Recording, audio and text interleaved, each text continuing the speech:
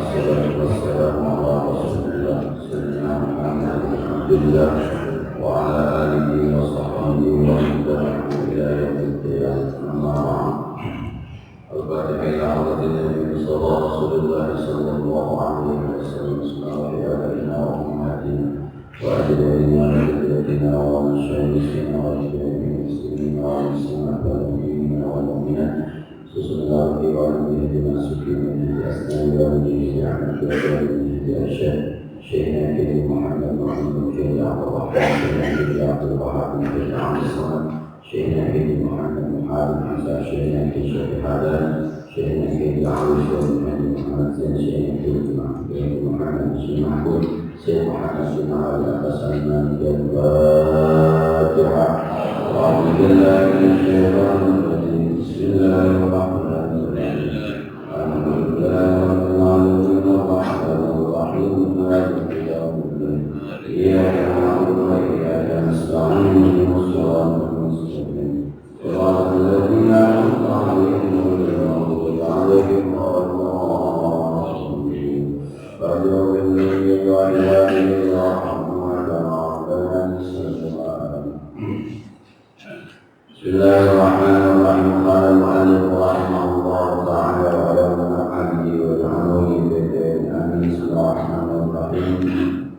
ربنا عبر عن المقام من استشرف عليه وربما عبر عنه من وصل إليه وذلك ملتبس إلا على صاحب بصيرته. Jemaah yang berbahagia, kita memasuki hikmah yang ke-180 dari kecantikan Ibnu Athaillah As-Sakandari.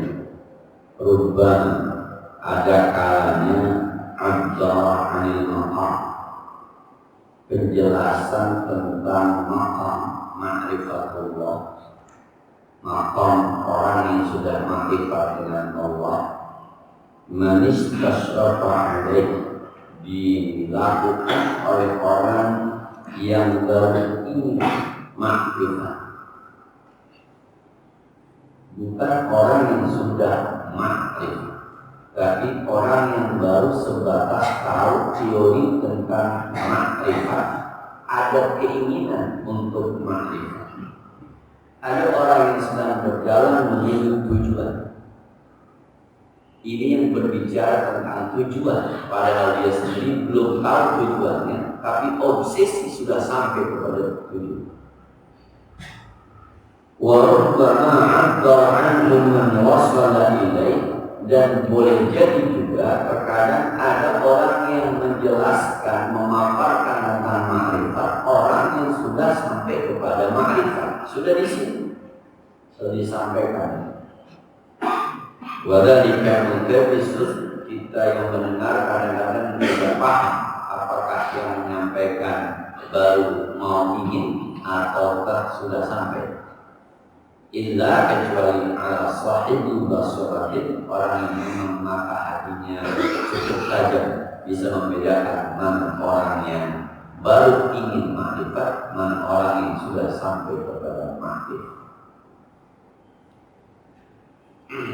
Sederhananya begini, kalau ada orang yang sudah pernah datang ke negeri China,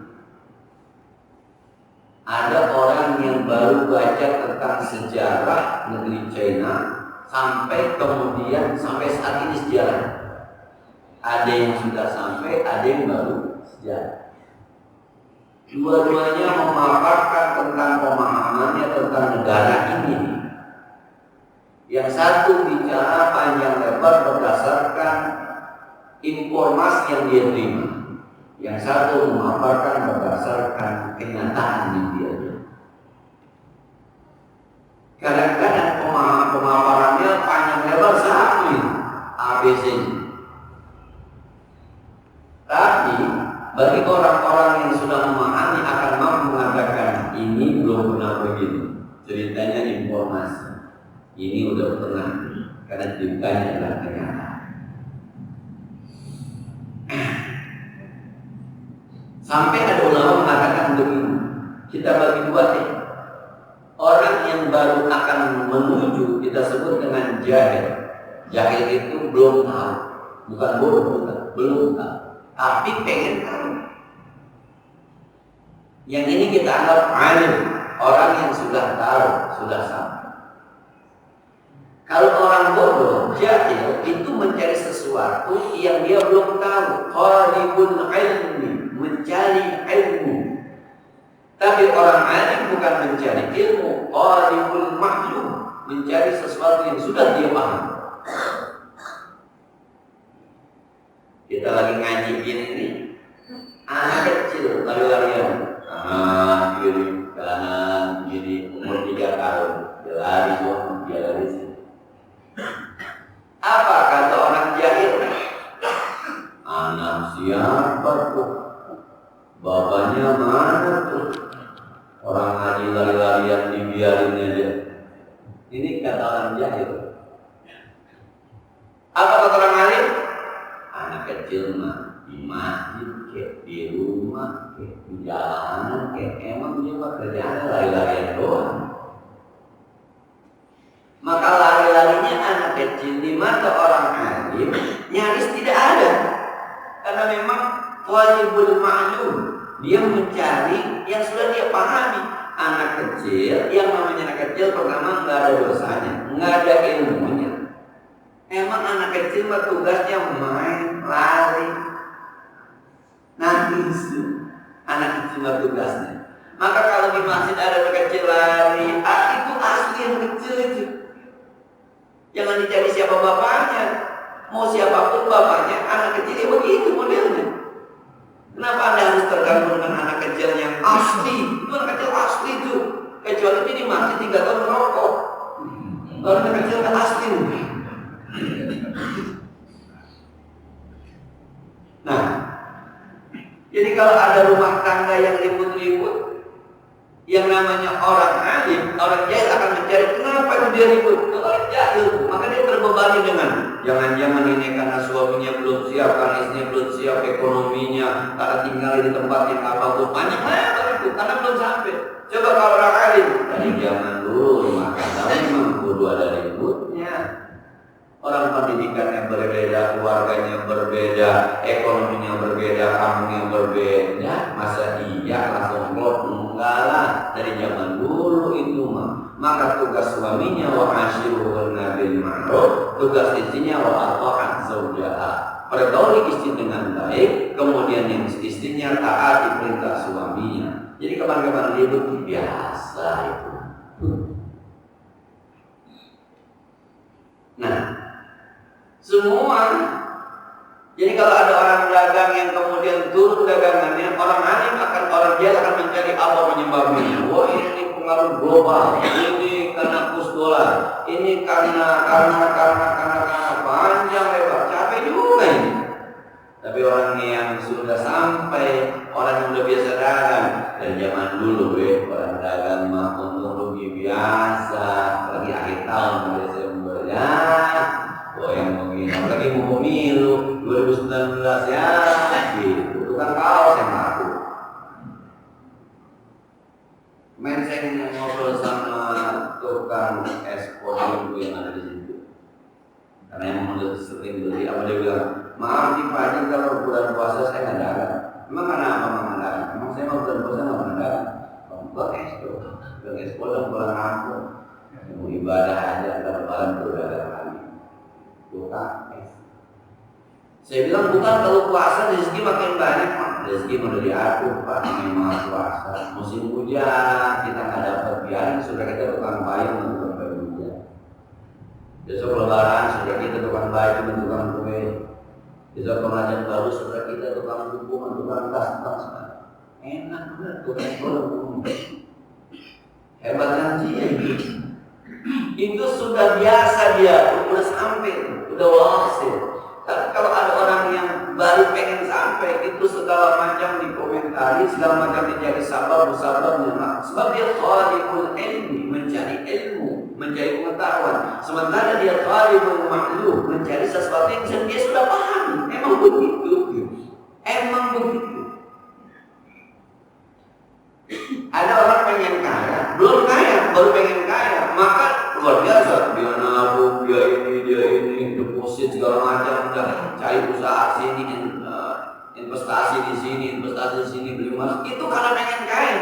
Tapi orang yang udah biasa kaya, lu kalau di mana juga kalau punya habis saja. Lu kagak taruh juga kalau ada aja, berpengalaman tuh. Tolibul ilmi sebagai pengepek belum kaya, dia pengen ngerasain kaya. Yang ini sudah rasa kaya. Ternyata kalau orang yang udah kaya ingin juga udah banget. Bukan duit yang bikin kita bahagia, bukan duit yang bikin kita, bukan ternyata hati kita, ternyata hati kita.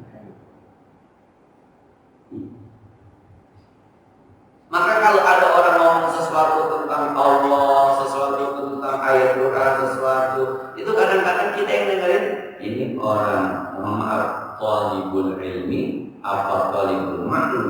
Rata-rata kita nggak bisa memahami. Kecuali orang yang memang sudah sampai di sini, ada rasa udah punya, kita berpikir ini hatinya sudah. Saya punya saudara Pak, dia bilang kalau penceramah mulai begini, Assalamualaikum. Ini masih ini orang. Kalau penceramah ini kurang kompak sekali lagi. Assalamualaikum. Allah itu kan dia suka ganti-ganti. 3 kali dia ganti Assalamualaikum. Kata saudara saya, amatiran ini baru penceramah baru ini. Coba pakai belum banyak. Kalau penceramah yang udah profesional, Assalamualaikum warahmatullahi wabarakatuh. Alhamdulillah. Dia ngomong begitu aja orang udah diam. Nah itu profesional. Nah ini mah gambar aja Pak. Ternyata memang ada yang mampu membedakan, ada yang tidak mampu membedakan. Ya. Sekarang kita tarik yang paling hati. Paling ada orang-orang yang kadang-kadang bicara tentang hati itu baru sebatas pemahaman, belum merasa. Yang waktu Jumat yang saya sampaikan, ilmu kita cuma sampai di otak, yang dipakai buat mengajar, dipakai buat diskusi, dipakai buat seminar, tapi belum mampu merasa. Nah, ala dzikrillah tatma'innul qulub. Karena dengan menyebut nama Allah, ingat Allah, hati kita akan menjadi tenang. Sebab yang namanya kita sebut nama Allah, kita susah, kita bilang ya Latif, Allah malamut, nanti Allah akan angkat. Itu bicara sampai teori. Dia sendiri belum merasakan itu. Tapi ada orang-orang yang ayat itu tuh sudah bukan lagi di otak, tapi di hati. Maka ketika dia bicara ala dzikrillah tatma'innul qulub, sudah kalau sudah banyak baca la ilaha illallah, insyaallah nanti susah nanti. Tapi kalau yang baru pengen kalimat la ilaha illallah itu tidak ada Tuhan dan Allah, tidak ada yang meninggalkan, tidak ada. Kita yakini itu nanti panjang lebar dia bicara. Jangan-jangan, mohon maaf, jangan-jangan dia sendiri belum ngerasain. Baru sebatas, ya. Yang kita khawatirkan, kita selama ini tenang karena ada yang menopang kita. Dan yang menopang kita itu sebenarnya bukan keyakinan kita kepada Allah, tapi dalam tanda petik dunia. Misal, kita nyaman karena kita punya jabatan, dan jabatan itu menghasilkan ekonomi yang cukup kuat buat kita, finansial yang cukup kuat buat kita. Satu saat jabatan selesai, finansial selesai, maka kalimat yang nanti kita sampaikan la ilaha illallah ternyata juga tidak berefek. Ini berarti kita kemarin bicara baru sebatas ingin sampai, kita belum. Maka kalau kita kalau ngomong, ya Allah Ustaz, kayaknya sekarang ini duit susah banget. Mau sebanyak mana duit mana ini berkah. Coba, pendek ngomong ini. Mesti banyak duit mana yang penting berkah. Ini orang udah sampai ngomongin. Duit nggak banyak-banyak, yang penting berkah. Sebab memang yang penting berkahnya, dia udah sampai. Sementara kita ini kadang-kadang baru mau pengen nyari berkah, pengen tahu apa itu berkah. Yang ini udah ngerasain berkah. Anaknya baru banget Ustaz,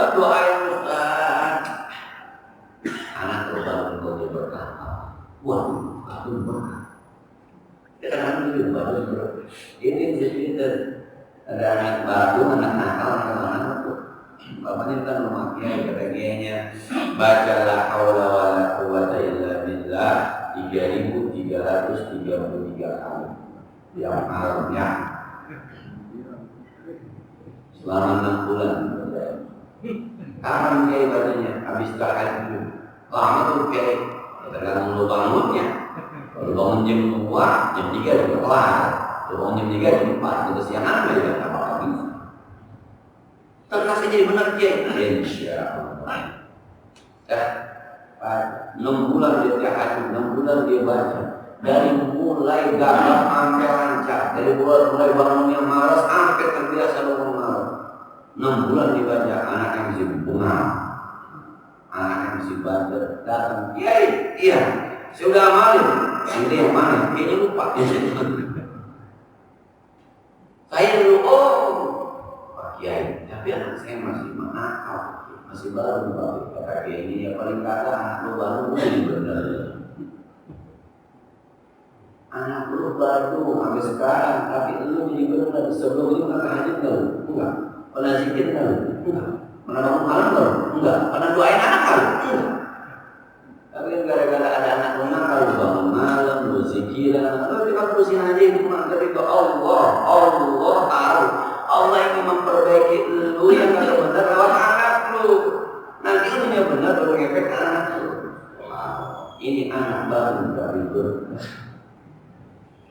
Karena kayaknya semua juga yang Allah ciptakan pasti ada baiknya. Biyadikal khair innaka ala kulli syai'in qadir. Biyadikal khair innaka ala kulli syai'in qadir. Apapun bersama pasti baik, pasti baik. Kita bukan ingin menilai orang tadi, nih orang teori doang nih, enggak. Maksudnya begini, kita ketika kita ngaji, kemarin ketika surat Alim saya bilang besok Ramadan itu kita yang udah tua-tua jangan main di sini, jangan main di otak, main di hati. Pandai merasa, jangan merasa pandai. Anda itu puasa udah puluhan tahun, kita ini puasa udah puluhan tahun. Ya alladzina amanu, wahai orang-orang yang beriman. Anda beriman. Anda percaya bahwa puasa itu bagus? Percaya. Sudah ngerasain puasa itu bagus. Anda ngerasain bahwa puasa itu nikmat? Percaya ada puasa itu nikmat? Percaya. Sudah ngerasain puasa nikmat. Anda percaya bahwa puasa bikin Anda tenang, bikin Anda nyaman, sebagaimana mengatakan wa anta sumu khairul lakum, puasa jauh lebih baik. Percaya. Udah ngasih belum? Ini masalahnya dari kecil kita didoktrin puasa adalah menahan lapar dan haus. Maka di malam kita lapar haus. Maka kalau puasa yang ditakutin lapar sama haus. Akhirnya tiap siang kelaparan dan haus. Di malam kita tidak berpikir puasa ibadah, puasa surga, puasa ridho Allah, puasa rahmat Allah, puasa kasih sayang Allah. Maka ketika puasa, lapar hausnya tak kelihatan, lapar hausnya hilang, yang ada nikmat aja. Kenapa? Sebab keseharian kita sudah bersama Allah. Kita selalu disibukin buka puasa pakai apa, nyaur pakai apa. Nah, jam 4 habis asar udah jalan jadi tukang kolok. Ini anak-anak kita yang SD, SMP, SMA memang lagi masanya adalah semacam itu, tapi kita merasa. Nah, jadi sekali lagi nih, kadang-kadang kita bicara gitu, yang penting berkah, tapi udah belum ngerasain berkah. Kalau belum, itu orang baru pengen mendapatkan berkah, tapi belum sampai pada berkah. Dia talibul ilmi, bukan talibul maklum. Dia mencari pengetahuan, tapi bukan mencari apa yang sudah dia tahu. Berkah. Nabi aja waktu Islam alladzi barakna haulahu, kami berikan berkah haulahu dikelilingnya. Ziyadul khair, semakin bertambah kebaikan. Khadijah meninggal dunia. Ini kan basic ekonomi Rasulullah, perjuangannya. kemudian pamannya Abu Thalib meninggal dunia. Ini kan basic keamanan Rasulullah ketika dia berdakwah. Kata Abu Thalib, siapapun yang ganggu Muhammad hadapi aku, kata Abu Thalib. Dua-duanya meninggal. Nabi kemudian amul hazan, tahun duka cita, seakan-akan diajak jalan-jalan oleh Allah Subhanahu wa taala. Muhammad, tuh saksikan, miliaran planet, miliaran galaksi semuanya tunduk, surga neraka semuanya tunduk, jutaan miliaran malaikat semua tunduk. Maka turun Nabi dengan penuh keyakinan mengatakan Allahu Akbar. Itu perintah Islam itu turun. Allah yang Maha Besar. Saat itu pokoknya ini bukan urusan Khadijah meninggal, bukan wala taqul khaufun 'alaihim wa la hum yahzanun, innallaha ma'ana. Allah bersama kita. Itu namanya berkah, barakna haula. Pemahaman kita terhadap berkah itu kan baru sekedar mencoba untuk memahami tapi belum mampu merasakan. Sementara ada orang yang sudah tidak lagi memahami tapi merasakan. Ini namanya talibul ma'lum, talibul ma'lum. Bapak-bapak ngaji semuanya ini kan ada hadis itu.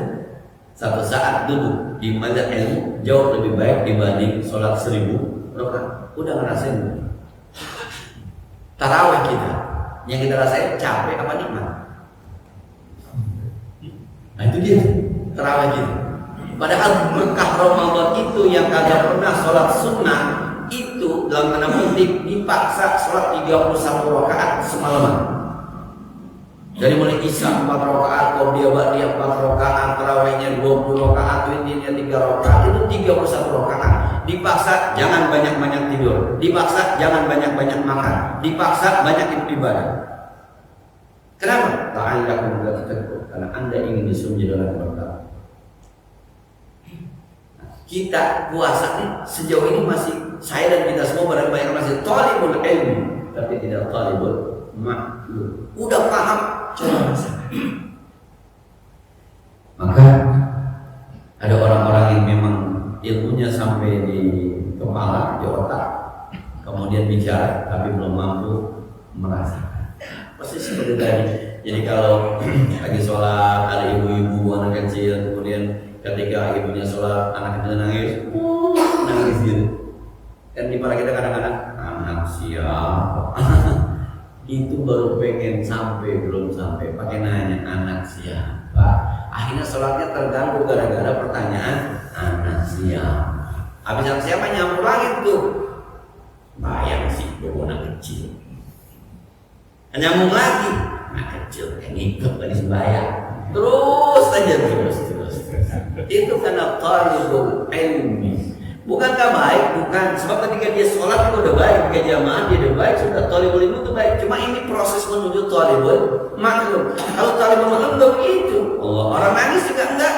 Lalu dengan orang nangis, anak kecil memang nangis, itu yang supaya bawa anak kecil. Emak suruh bawa siapa? Mama bisa bawa anak kecil. Masa mama bohong? Masjid.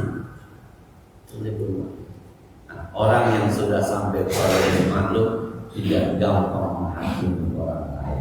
Tidak gampang, tidak mudah. Kenapa? Nah, orang yang ini kadang-kadang masih terbawa arus untuk menyalahkan orang lain, mencari kesalahan orang lain. Kenapa? Yang dicari Allah. Bukan ini tidak baik, bukan. Ini proses awal untuk menuju talibul maklum.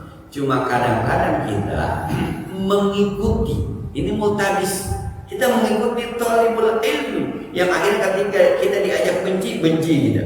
Kita diajak nggak suka kita. Diajak memponis kita. Mengikut itu multabis. Kecuali orang-orang yang punya basirah, yang punya hati, jangan. Nah, ada anak kecil berantem sama anak kecil, Pak. Itu makan biasa banget ya. Dari zaman kita kecil juga main berantem atau begitu sering banget. Tapi kadang-kadang orang tuanya dicampur. Ya kejadian sering lagi kampung-kampung gitu ya. Emak-emak ribut-ribut kenapa? Anak gua dijorokin, sampai jatuh. Emangnya anak kurang ajar dari bapaknya juga. Dari dulu Pak anak kecil berantem dijorok-jorokan itu dari dulu. Jangan dijadi siapa bapaknya siapa mamanya, anak kiai, anak abah itu gak bercanda main dorong-dorongan Pak. Jangan-jangan Muhammad kalau Nabi punya anak yang anak kecil, jangan-jangan anak Nabi juga main dorong-dorongan, jangan-jangan. Emang anak kecil memang begitu. Maka talibul maklum emang begitu. Ya udah, nggak bisa dirubah. Anak itu nggak bisa.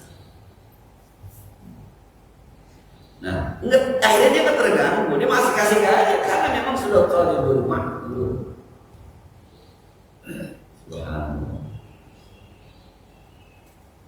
Ya itu yang ujung-ujungnya. Emang duitnya kagak ada, makan pakai oncom. Makan, duitnya kagak ada. Talibul maklum duitnya kagak ada, pakai oncom. Baik, jelas lah. Jangan duitnya kagak ada, makan pakai oncom, pakai gerutu. Oncom. Zaman dulu mau pakai oncom. Emang duitnya kagak ada.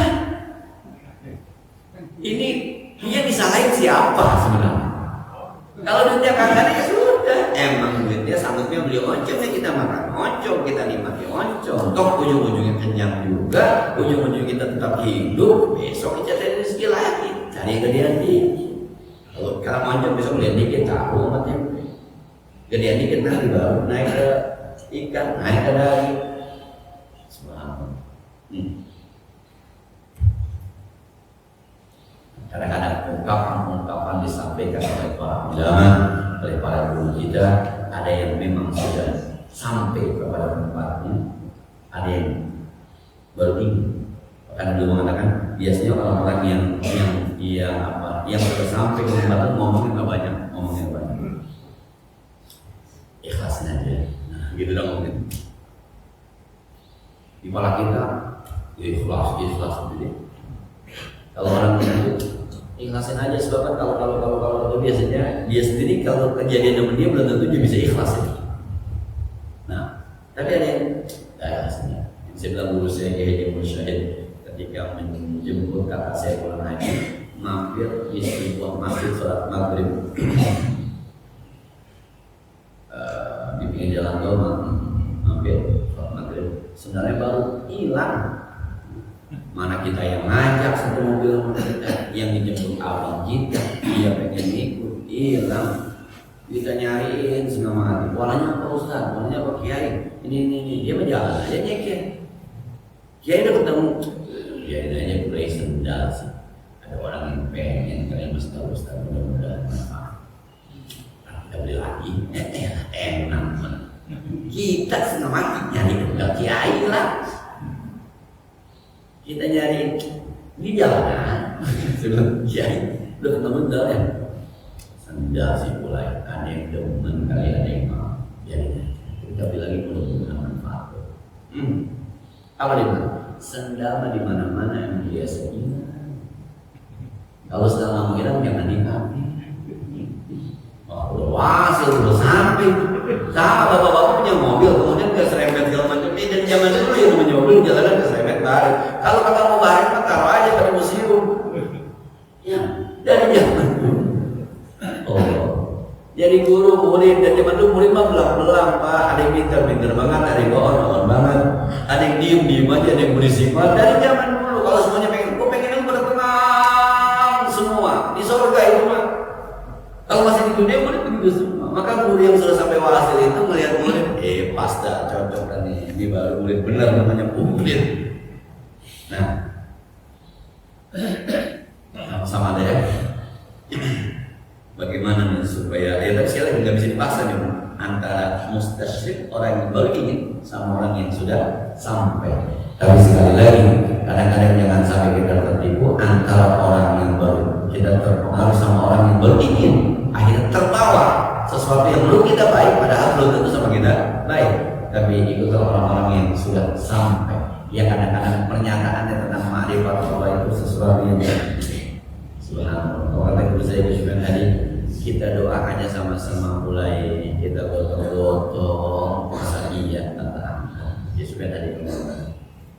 Ya saya mau ada acara musim hujan kapan saya sering banjir. Ya Allah mulai banjir hujan itu dari Allah, yang mulai dari Allah, minta sama Allah. Kita doain aja rame-rame. Masa kagak mampu hujan?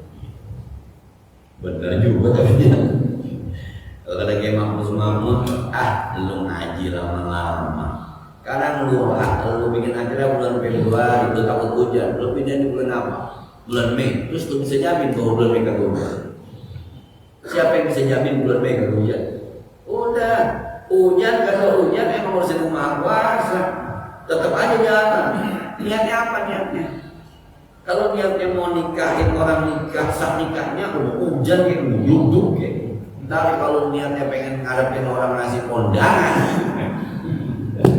diomelin kita. Udah yang baik kita berdoa sama-sama sama Allah.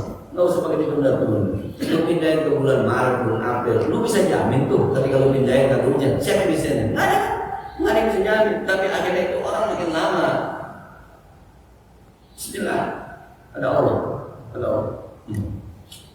Cuma kan ketika dia sampaikan semacam itu benar. Cuma berapa banyak orang kadang-kadang kita nggak bisa terima kan? Hati kita tetap aja musim hujan begitu. Nah, jadi ada orang yang penyampaiannya baru ini, bukan berarti nggak baik, ini thalibul ilmi.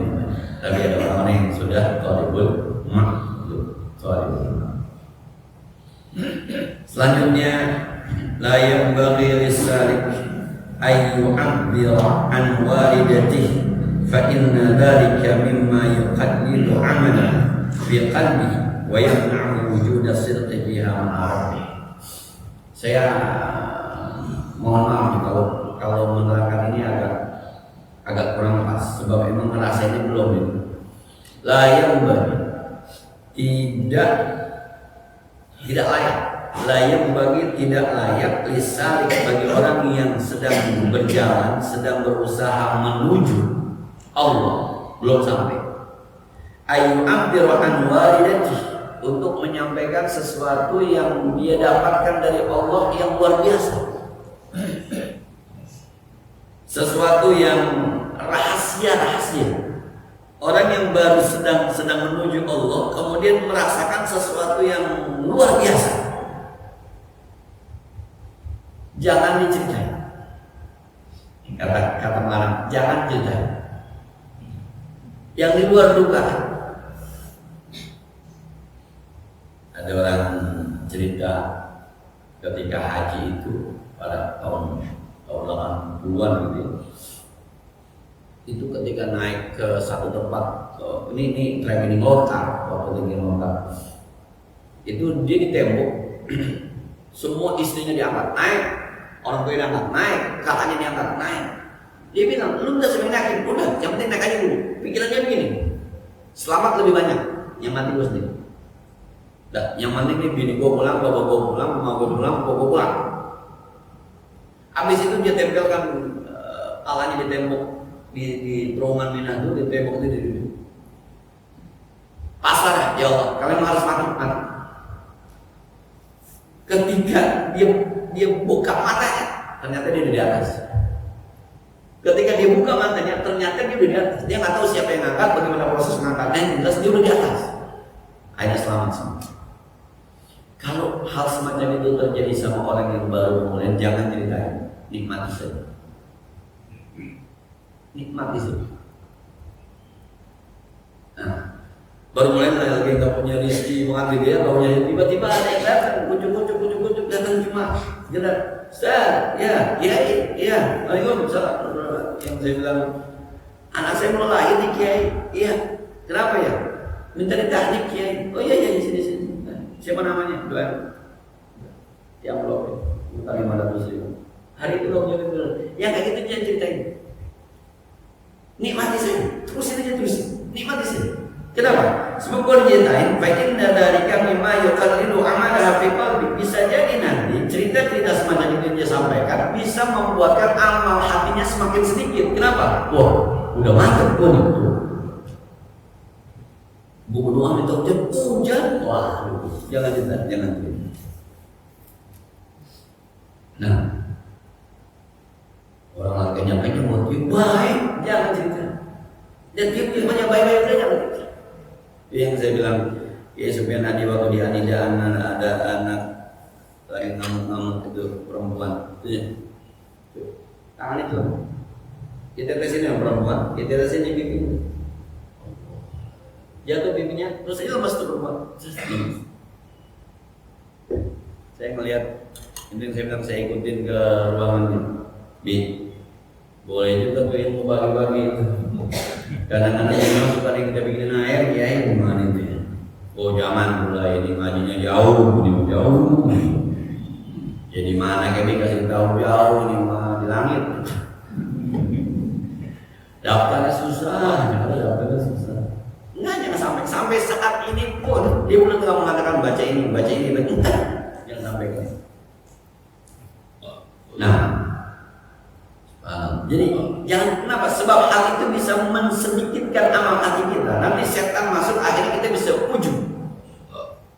Dan yang terakhir kata ulama, wa yamna'uhu wujud as-sidqi fiha ma'a rabbih. Dan cerita-cerita semacam itu akan mengurangi, akan mencegah ketulusan kita beribadah kepada Allah. Keseriusan kita beribadah kepada Allah. Akhirnya kita harapkan bukan Allah tapi pujian orang. Bahkan bisa jadi materi dari orang. Bahkan bisa jadi jabatan dari orang. Ketika kita cerita sesuatu dan orang lihat memang. Dia cerita, orang lihat. Akhirnya nanti yang diharapkan bukan pujian dari Allah. Yang diharapkan bukan rahmat dari Allah. Yang diharapkan bukan ridho dari Allah. Tapi yang diharapkan adalah bagaimana manusia memujinya, bagaimana manusia memberi harga kepadanya, bagaimana manusia menyanjungnya, bagaimana manusia memberikan posisi kepada dirinya. Itu yang baik. Maka teman-teman kita dan kita semua ya, kapan-kapan doa merasa ijabah, jangan cerita. Bodoh Allah, masya Allah, ya Allah, ini udah mau kuatin lebaran ya Allah, lebaran yang masuk orderan ya Allah. Ya Allah, pagi-paginya ada yang nelfon, pagi-paginya ada yang WA, pagi-paginya ada yang messenger. Alhamdulillah, keluar juga barang 20 juta. Allah memang mengampuni. Setan masuk. Besok berdoa lagi, ilmu saja lagi, setan masuk. Lama-lama orang datang. Doain gua apa? Lu kan doanya makbul. Doain. Yang ngeluarin 300.000 lumayan. Lama-lama bisa. Sini gue doain. Lama-lama bukan orang minta doa. Sini gue doain. Yang kita khawatir itu kan tuh ada tulisan biro jasa menerima permohonan doa. Kita khawatir lama-lama. Nikmati saja. Yang Allah berikan itu nikmati saja, rasakan saja, selami saja. Makin lama makin nikmat, makin nikmat. Subhanallah. Kalau kata Syekh Abdul Qadir Jailani, hiduplah kamu dengan yang sedikit. Walzam jiddan, terus. Walzam jiddan, terus. Nanti Allah yang akan berikan, yang akan menempatkan kamu pada posisi yang tinggi, posisi yang bahagia, posisi yang nikmat. Nah, nikmati saja. Jadi kalau hari ini teman-teman ngajar di rumah, ada murid yang 2, 3, nikmati saja. Jangan ada pengen, ya cuma 3, aku malas amat. Yang aku sakit tinggal 2, yang aku begini tinggal 1. Ajarin ngaji, istiqomah di situ. Nanti Allah akan angkat itu. Kalau memang Anda berniat ikhlas, baik. Nanti Allah akan angkat, Allah akan kirim. Kenapa dikirim? Sebab ini 3 biji ternyata benar bacaan Qurannya, benar sholatnya, benar adabnya. Kemari. Dan ingat, ketika kita ngajar itu ingin memberikan ilmu kepada siapapun, nggak mesti banyak, nggak mesti sedikit. 1 juga murid, 2 juga murid. Kita ngaji ini Pak hari ini ada 100 orang yang ngaji, tetap aja 2 hikmah yang kita baca. Ada 2 orang yang ngaji, 2 hikmah juga kita baca, tetap aja. Mau berapa kan muridnya? Tapi kalau kita di rumah aja, mungkin tidak ada yang kita baca. Itu baiknya simbolan. Simbolan yang baik. Yang pertama, ada orang yang talibul ilmi, ada orang yang talibul ilmi. Saya masih kita semua jangan proses talibul ilmi ini belum selesai. Dikit-dikit masih pengen tahu, dan itu bukan nggak baik, itulah permulaan yang baik. Setelah kemudian kita mengetahui, maka meningkat nanti pada talibul ilmi. Ada orang-orang yang ketika menyampaikan zat Allah, menyampaikan makrifat kepada Allah, menyampaikan situasi hati, menyampaikan nikmatnya ibadah pada level talibul ilmi. Tapi juga ada orang yang pada level talibul makruf. Cuma kadang-kadang kita kesaluan di mana yang talibul ilmi, talibul makruf. Kayak yang tadi saya contohkan. Kalau yang tadi saya contohkan itu talibul ilmi yang kalau benar khawatir juga kita bisa ngikutin. Anak siapa sih itu paling ngaji dilepas aja lari-larian. Nanya teman siapa? Tahu juga orang teman larian aja gitu. Multabisir. Tapi ada orang yang diam aja ngaji aja. Itu anak kecil ada yang nggak liatin. Yang diperhatiin dia pengajiannya. Kenapa dia talibul makruf? Anak kecil ada juga begitu. Kalau ente terganggu sama gerakan anak kecil seperti ini belum tahu doang mau itu anak siapa, tapi ente nggak tahu tentang siapa bagaimana. Begitu. Sholat terlarian dari zaman dulu, dari zaman kita kecil, bahwa harus dipelajari, iya, tapi begitulah anak kecil. Yang saya pernah bercanda, anak usia 5 tahun sholat terlarian di masjid itu memang udah dunianya. Bahwa diluruskan iya, yang diomelin banget ya, memang udah dunianya. Dia bisa buat 1 rakaat udah hebat, emang biasa latih. Kecuali 50 tahun pak, lari-lari dengan sholat, angkat, ikat di mata semua.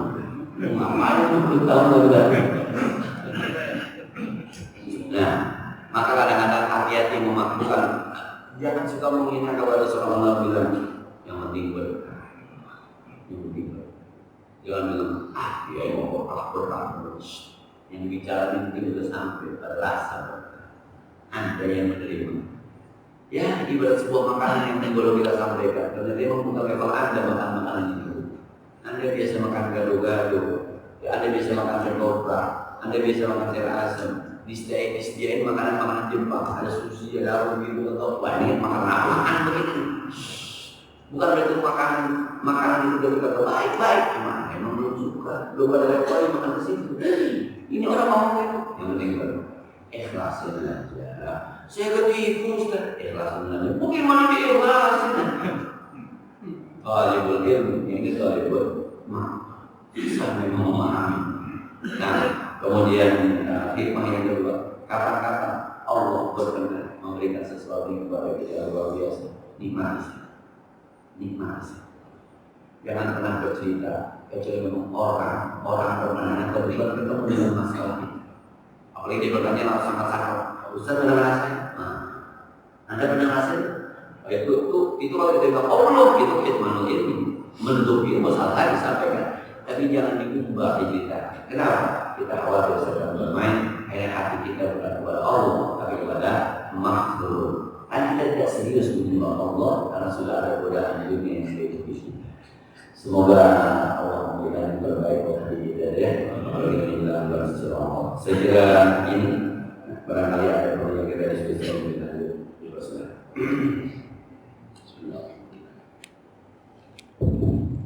Terima kasih Ustaz. Yang kita bahas ini adalah dalam ilmu dan manfaat itu. Seandainya saya seorang pendidik di sekolah itu ada didaktik dan didaktik. Setiap kita didaktik pasti didaktik sekolah. Kalau umpamanya didaktiknya tidak ada. Kalau seandainya di sekolah itu anak-anak itu nakal, kita ajarin saja. Ya, itu nanti efeknya di rumah, ya ada tawuran. Itu kan sekolah sekolah bahkan kepala sekolah itu bukan. Kenapa? Sebab pendidikannya ya tidak diabaikan. Nah, apakah ada perbedaan sekolah di masjid? Terima kasih. Nah, yang tadi saya sampaikan, ketika seorang guru sudah sampai pada talibul ma'lum, dia mencari apa yang sudah diketahui, maka dia mulai dari sebuah pernyataan bahwa anak sekolah itu ada yang baik, ada yang tidak baik. Anak sekolah itu ada yang nakal, ada yang tidak nakal. Maka ketika dia ngajar, dia sudah siap dengan kondisi semacam itu. Orang semacam ini yang tidak baik tetap diajarkan, diarahkan tetap jadi baik, tapi nggak mengeluh. Itu maksudnya. Dia nggak pernah mengeluh. Jadi kelas 12 sekian dua anak dari kelas 10 ngomong masih begitu aja. Ini berarti belum sampai dia. Kalau dia mau sampai nggak pernah mengeluh dia. Tetap dibimbing, tetap diajarkan, tetap diarahkan. Yang bagus supaya tidak bagus, yang nakal supaya tetap diarahkan.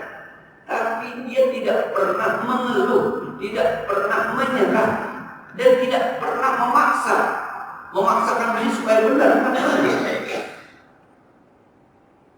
Dari zaman dulu orang dinasihatin, ada yang bisa terima, ada yang tidak bisa terima. Dari zaman dulu Bahwa segala teori tetap aja dijalanin. panggil orang tuanya, panggil anaknya, coba suruh BK-nya, konselingnya diajak bicara. Biasa, tapi dia nggak mengeluh. Kenapa? Emang dari dulu jadi guru mah murid begitu, modelnya ada yang begitu, ada yang begini biasa. Kan ada dulu anak, tahun ini anak-anak susah amat ya di matematikanya. Dan zaman dulu anak kita matematika berapa? Ada bener zaman dulu. Yang ke sekolah dah dulu. Guru matematika di gurunya kalau dari mana? Dari zaman dulu.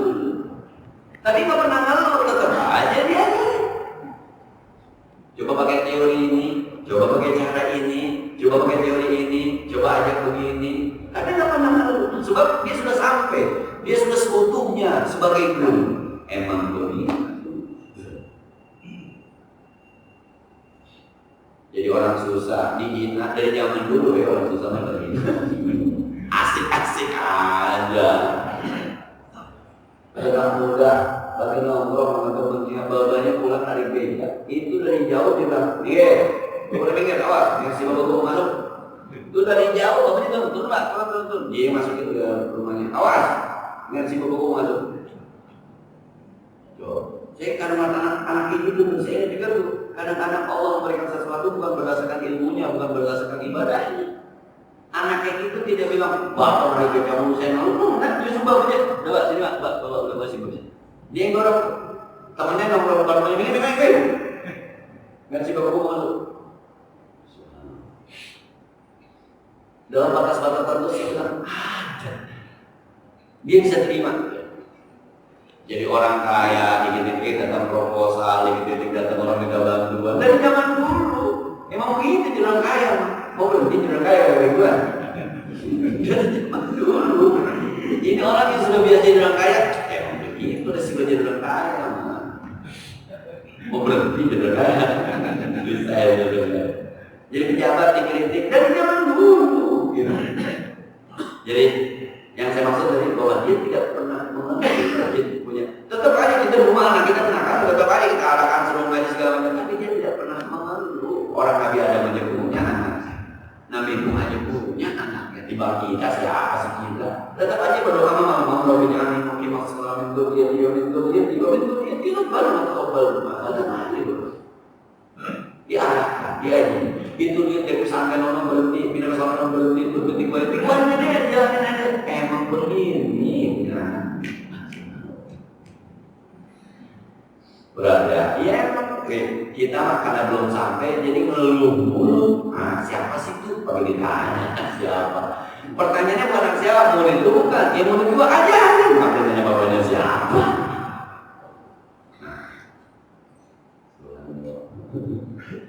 Cukup ya, kita ada manfaatnya. Al-Fatihah. Alhamdulillah, إياك نعبد وإياك نستعين اهدنا الصراط المستقيم صراط الذين أنعمت عليهم غير المغضوب عليهم ولا الضالين اللهم صل وسلم وبارك على سيدنا محمد وعلى آل سيدنا اللهم يا مقلب القلوب اللهم يا مقلب القلوب اللهم يا مقلب القلوب ثبت قلوبنا على دينك يا ذا الجلال والإكرام صلى الله عليه وسلم وعلى آله وصحبه وسلم الحمد لله رب العالمين السلام عليكم ورحمة الله وبركاته.